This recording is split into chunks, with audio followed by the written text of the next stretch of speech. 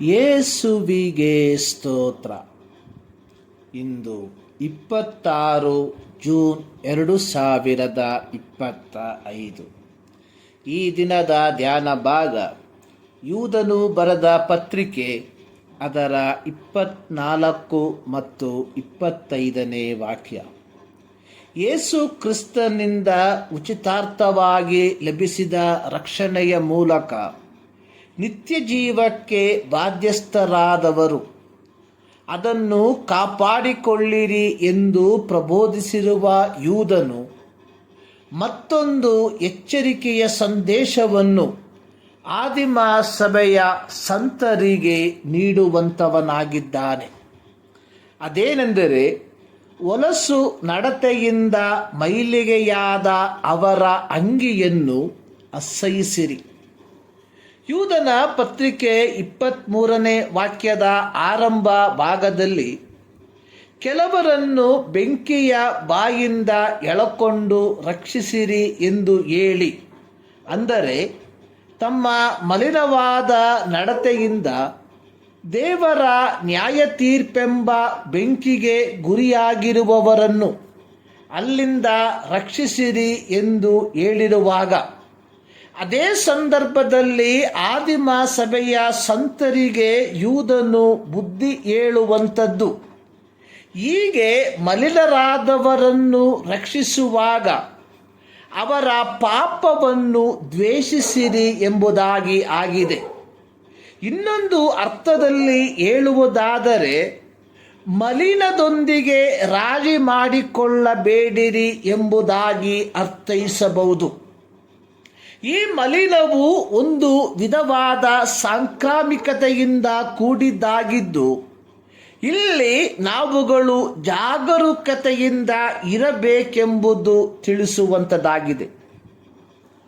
ಯೂದನು ಈ ಸಂಕ್ಷಿಪ್ತವಾದ ಪತ್ರಿಕೆಯ ಮೂಲಕ ಆದಿಮ ಸಭೆಗೆ ಮಾತ್ರವಲ್ಲದೆ ಈ 21ನೇ ಶತಮಾನದಲ್ಲಿ ಜೀವಿಸುತ್ತಿರುವ ನಮಗೆ 6 ವಿಧವಾದ ಉಪದೇಶಗಳನ್ನು ಕೊಡುವಂತವನಾಗಿದ್ದಾನೆ. 1. ನಂಬಿಕೆಯನ್ನು ಕಾಪಾಡಿಕೊಳ್ಳುವುದಕ್ಕೆ ಹೋರಾಡುವಂಥದ್ದು. 2. ಅಪೊಸ್ತಲರು ಕಲಿಸಿದಂಥದ್ದನ್ನು ಜ್ಞಾಪಕ ಮಾಡಿಕೊಳ್ಳುವಂಥದ್ದು. 3.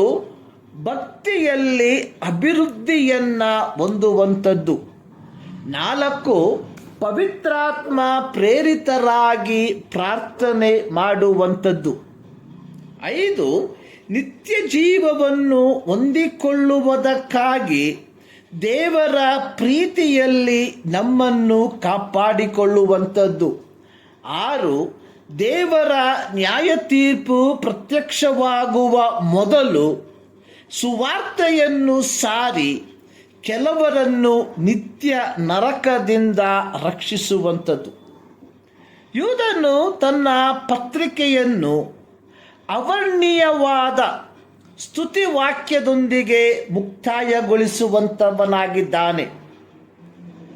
ಯೂದನ ಈ ಸ್ತುತಿ ವಾಕ್ಯಗಳಲ್ಲಿ ದೇವರ ಕಾಳಜಿಯನ್ನು ಮತ್ತು ನಮ್ಮ ನಿರೀಕ್ಷೆಯ ನಿತ್ಯತ್ವವನ್ನು ನಾವು ಗ್ರಹಿಸಬಹುದಾಗಿದೆ. ಇಲ್ಲಿ ಯೂದನು ಹೇಳಿರುವಂಥದ್ದು, ಎಡವಿ ಬೀಳದಂತೆ ನಿಮ್ಮನ್ನು ಕಾಪಾಡುವುದಕ್ಕೂ ತನ್ನ ಪ್ರಭಾವದ ಸಮಕ್ಷಮದಲ್ಲಿ ನಿಮ್ಮನ್ನು ನಿರ್ದೋಷಿಗಳನ್ನಾಗಿ ಹರ್ಷದೊಡನೆ ನಿಲ್ಲಿಸುವುದಕ್ಕೂ ಶಕ್ತನಾಗಿರುವ ನಮ್ಮ ರಕ್ಷಕನಾದ ಒಬ್ಬನೇ ದೇವರಿಗೆ ನಮ್ಮ ಕರ್ತನಾದ ಯೇಸು ಕ್ರಿಸ್ತನ ಮೂಲಕ ಪ್ರಭಾವ, ಮಹತ್ವ, ಆಧಿಪತ್ಯ, ಅಧಿಕಾರಗಳು ಎಲ್ಲ ಕಾಲಕ್ಕಿಂತ ಮೊದಲು ಇದ್ದ ಹಾಗೆ ಈಗಲೂ ಯಾವಾಗಲೂ ಇರಲಿ. ಆಮೆನ್. ಸಂಕ್ಷಿಪ್ತವಾಗಿ ಯೂದನು ಹೇಳಿರುವಂಥದ್ದು, ದುರ್ಬೋಧಕರಿಂದಲೂ ದುರ್ಬೋಧನೆಯಿಂದಲೂ ನಮ್ಮನ್ನು ಕಾಪಾಡುವುದಕ್ಕೆ ಶಕ್ತನಾದ ದೇವರಿಗೆ ಯೇಸು ಕ್ರಿಸ್ತನ ಮೂಲಕ ಪ್ರಭಾವ, ಮಹತ್ವ, ಆಧಿಪತ್ಯ, ಅಧಿಕಾರಗಳು ಈಗಲೂ ಯಾವಾಗಲೂ ಇರಲಿ. ಪ್ರೀತಿಯ ದೇವ ಜನರೇ, ಬರೆಯಲ್ಪಟ್ಟ ದೇವರ ವಾಕ್ಯ ನಮ್ಮ ಮಾತೃಭಾಷೆಯಲ್ಲಿ ನಮಗೆ ಕೊಟ್ಟಿರಲಾಗಿ ನಾವು ಅದನ್ನು ಓದದೆ ಗ್ರಹಿಸದೆ ಕೇವಲ ದುರ್ಬೋಧಕರ ದುರ್ಬೋಧನೆಯನ್ನು ಕೇಳಿ ನಿತ್ಯ ಜೀವವನ್ನು ನಷ್ಟಪಡಿಸಿಕೊಳ್ಳುವಂಥವರಾದರೆ ನಮಕ್ಕಿಂತ ಮೂರ್ಖರು ಬೇರೆ ಯಾರೂ ಇಲ್ಲ. ಈ ಮುಂಜಾನೆಯಲ್ಲಿ ಈ ಎಚ್ಚರಿಕೆಯ ಸಂದೇಶದೊಂದಿಗೆ ದೇವರು ನಿಮ್ಮನ್ನು ಆಶೀರ್ವದಿಸಲಿ.